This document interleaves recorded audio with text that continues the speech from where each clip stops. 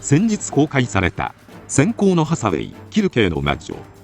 作中では様々な人物たちが怒涛の流れで行動していきましたが、彼らはいつどういった行動をしていたのでしょうか。日時順でまとめてみると、マフティーがいかに綱渡りなのか、ケネスは多忙の割にどこでメイスとベッドインする余裕があったのかなど、面白いことが見えてきました。そこで今回はハサウェイ、ケネス、ギギ、メイス、ハンドリー・ヨクさん、ブライトといった人物たちの各描写からわかる彼らの動きを日にち順でまとめて見ていきたいと思います。なお、本動画は小説及び映画のネタバレを含みますので、未読未視聴の方はご注意ください。まずこちらの表が全体の流れを一覧にしたものとなります。作中で確認できた確定情報を青字にしてあり、そこから映画の各シーンから日付を算出していきました。では確定情報を具体的に一つずつ見ていきましょう。まず4月18日、キルケーの魔女ではキンバレー隊のオエンベリ襲撃時、オエンベリ軍がビデオ撮影を行っていました。この時オエンベリ軍のビデオ撮影の左下に4月18日と日付が書いてあるので、日付が確定します。また映画第1章のラストでは 2days ago と表記されていました。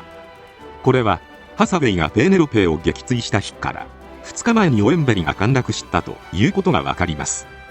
表ではこの日を21日としていますが、この理由は後で説明します。次にキルケーの魔女の序盤では、ケネスがペーネロペ撃墜とロドイセアのマフティーの拠点を発見したという報告を受けるシーンがありました。その際、もぬけの殻になったロドイセアを映す映像には4月21日 AM8 時と書かれてありました。そのためこのケネスが報告を受けているのが4月21日で確定します。またこの時ケネスはペーネロペを3日で修理するよう指示していました。つまり遅くとも24日中にはペーネロペの修理が完了しなければアデレード会議に間に合わないということがわかります。また他に確認できる内容として、連邦軍とマンハンターはダバオの不法居住者一斉検挙を行っていますが、ハンドリー・ヨクさんがダバオを出発する際、ケネスに対して昨日の協力に感謝すると言っていました。つまりヨクさんがダバオを出る日の前日が一斉検挙実施日だとわかります。またヨクさんはアデレードに到着した後、ブライト・ノアを呼ぶようにと会議室でタバコをふかすブラッドレーベ大佐に申し出ていました。さらにその後のブライトのシーンでは、退役後に開く予定の店を見に行くという話があります。そこには店を見る予定日が4月27日と付箋に書いているのが確認できました。またブライトはロンデニオンを出発するのはあさってと言っています。このことから4月27日が店を見に行く日で、アデレード行きの任務を受けたのが25日と確定します。この情報を踏まえて劇中の流れをつないだものが表の内容になります。上から順に見ていくと、まず4月18日はオエンベリ軍がキンバレー軍の襲撃を受け、ビデオ撮影が行われた日です。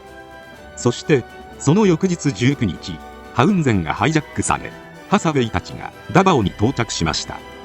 またこの日ハサウェイはダバオ基地での聞き取り調査の後、ホテルへ移動し、その後ジョリビーなど街中に出ていました。ケネスはこの日着任早々引き継ぎの業務を行っていたと思われます。ギニもハサウェイと同じくダバオ基地の聞き取り調査の後、ホテルに移動するという流れでした。メイスフラウアーは劇中描かれていませんが、おそらく聞き取り調査を受けていたと思われます。そして翌日20日の AM3 時52分にハサウェイは起床。4時にメッサーがタサダイホテルを襲撃します。こうしてハサウェイとギニはタサダイホテルから逃げ惑うことになりました。そして明け方にはマフティー軍を鎮圧したケネスが駆けつけ、ハサウェイとギニは連邦のダバオ基地に向かいました。この内容を見ると、ケネスはたった半日でキンバレー部隊を統率し、深夜のメッサー襲撃に迅速に対応しているので、いかに凄腕なのかがわかるのではないでしょうか。ガウマンは昨日の今日でできるかって話だと言っていましたが、確かに半日足らずで連邦軍を引き締めて当日の夜の襲撃に鮮やかに対応した手腕は目を見張るとしか言いようがありません。20日の日中、ケネスは部隊名をキンバレー部隊からキルケー部隊に変更するという話をしていました。またハサウェイは聞き取り調査が終わりメナドに向かうという名目でディニに黙って連邦基地を抜け出してロドイセヤに向かいました。またロドイセヤに到着してすぐクシーガンダムを空中受領するという話になり、その日の夜には衛星軌道上へクシーガンダムを受け取りに行っています。つまり20日のハサウェイの行動としては、朝4時起きでタサダイホテルの襲撃を受け、日中ロドイセヤに移動して夜にはクシー受け取り、そこから深夜にかけてペーネロペーとの戦いです。メッサー鎮圧時に多少の仮眠はしているかもしれませんが、それでもほとんど寝る余裕がない一日を送っていたことがわかります。また20日の夜、ケネスはガウマンの尋問をしていました。またその合間にはカーゴピサの情報を入手してハルマヘラ島方面にペーネロペー出撃を命令しています。こうしてクシーとペーネロペーが激闘を繰り広げた後、ペーネロペーの危害に出たレーンの背景は夜が明けかけていたので、これは21日の早朝とわかります。ここから第2章のキルケーの魔女に関する内容になります。21日 AM8 時、ケネスは部下からの報告でもぬけの殻になったマフティーの拠点ロドイセヤを発見しました。なおこの時海底に沈んだカーゴピサの残骸も発見しています。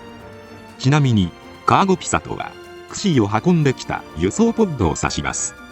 その中には予備として積まれていたクシーの脚部パーツも映し出されていました。このことから21日早朝までにハサウェイがペーネロペーとの戦いを終えた後、やってきたギャルセゾンが補充パーツを急いで集めたものの、回収するにも時間の余裕がほとんどなかったので回収率が低くなってしまったことがわかります。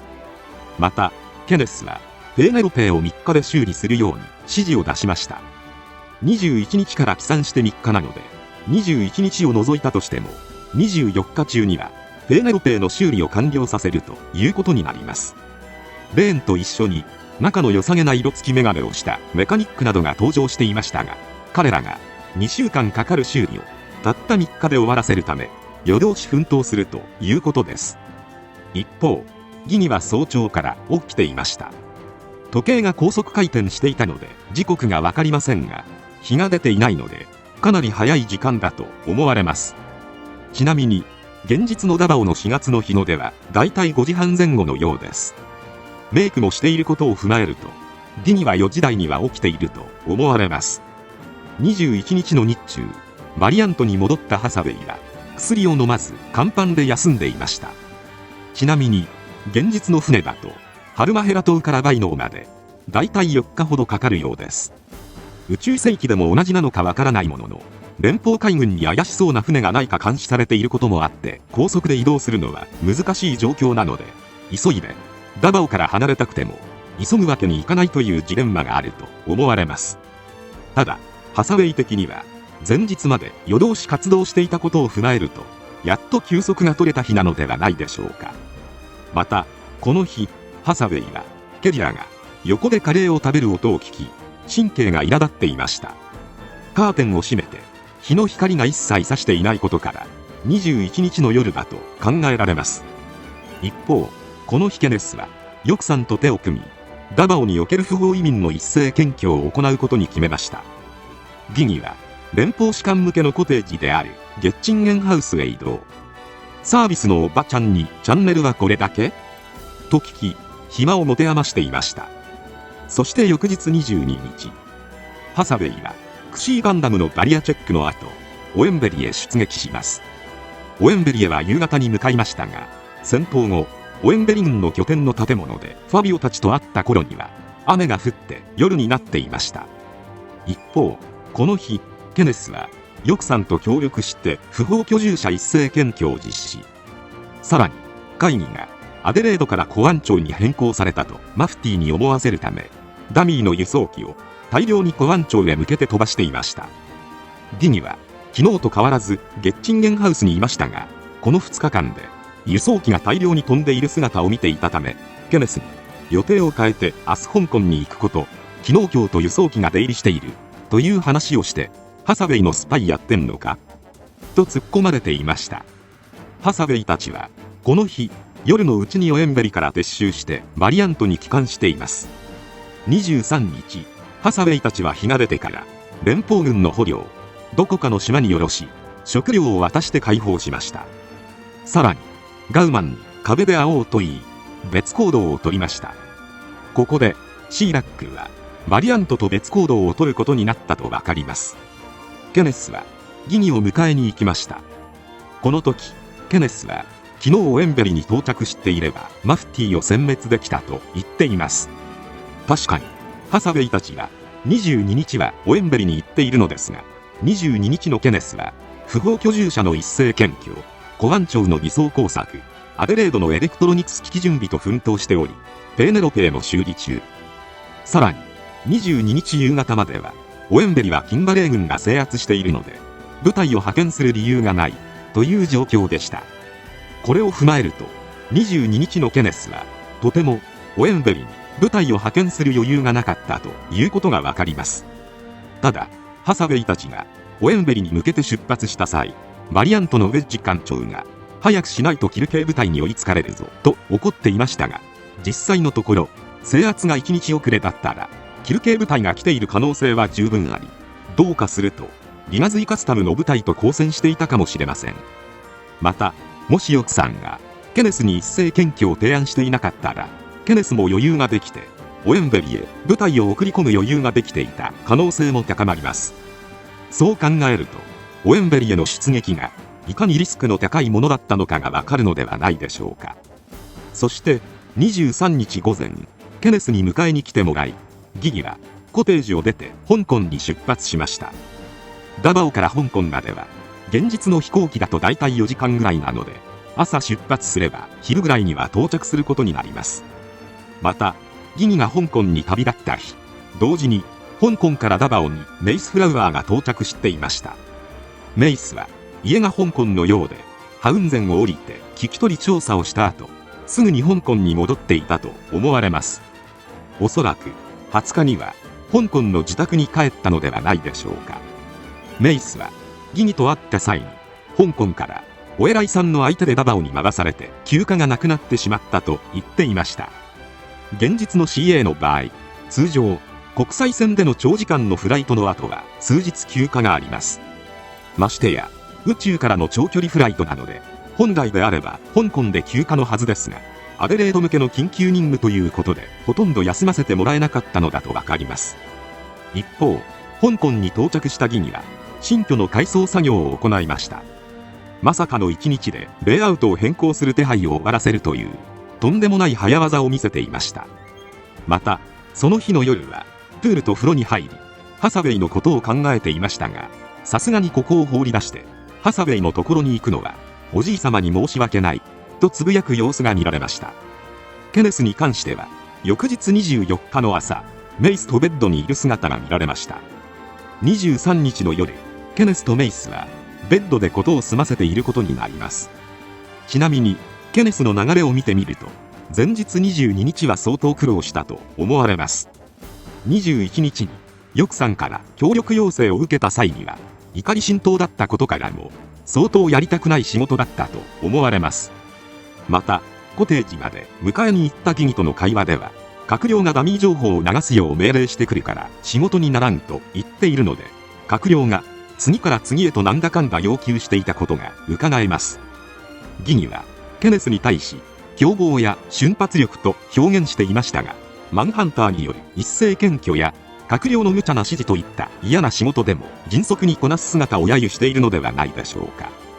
ケネスはギギに一斉検挙の話をしていませんでしたが、ギギは持ち前の勘の良さで感じ取って凶暴と表現したのかもしれません。こうして勘の良いギギが去り、フラストレーションの溜まったケネスがメイスと再会すれば、いろいろすっきりしたくもなりそうですね。翌24日はギギの話以外はほとんど描かれていませんでした。ハサウェイたちは小説だとダーウィンの情報収集などがありますが、映画ではダーウィン空港の話がほとんどないので、連邦海軍に見つからないようバリアントでゆっくり移動していると思われます。ケネスに関してはメイスと共にヨクさんを見送る姿が描かれています。こうしてヨクさんは一足先にアデレードへ向かいました。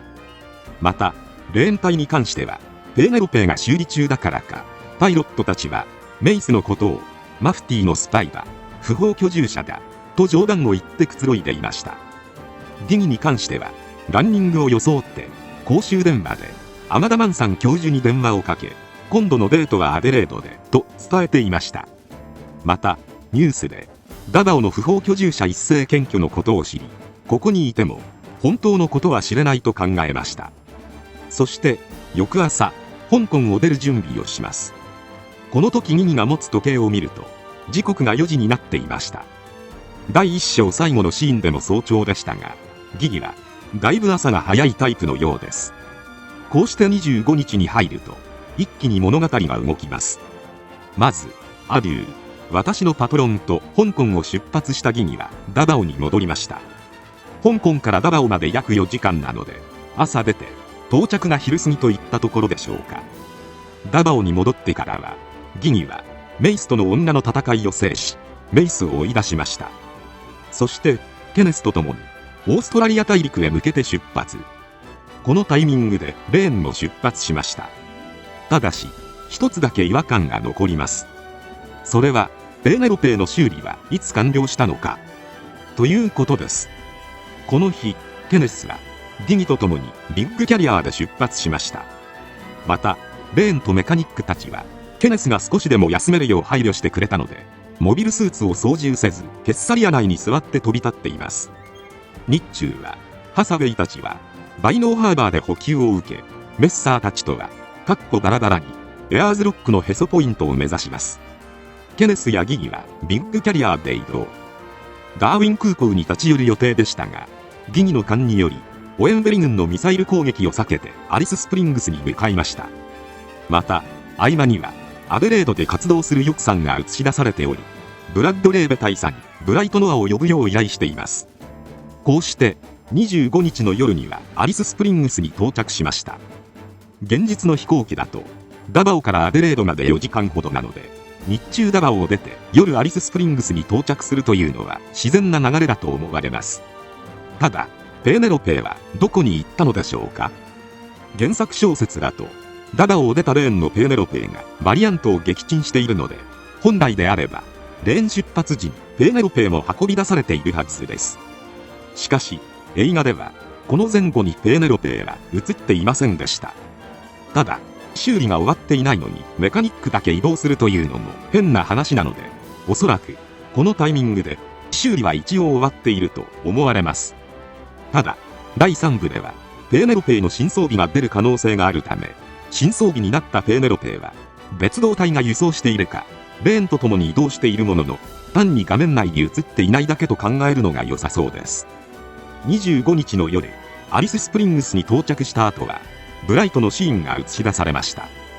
ブライトは、あさっての27日に、スペースコロニーのロンデニオンを出発すると言っていましたが、その話をしているのは日中です。ここで、ロンデニオンとアデレードの時差について考えてみました。スペースコロニーと地球上で時差がどうなっているのか、あまりガンダム作品内で語られている印象はありませんが、ヨクさんがブラッド大佐にブライトの派遣を申し出たのが、仮にアデレード時間で25日17時だとすると、現実のグリニッジ世界標準時間は25日7時半です。そのため、コロニー内の時間が世界標準時間に合わせていると考えると、辻褄が合いそうです。そして、26日早朝、朝日を見ながら、みんなで朝食を食べるというギギが出発。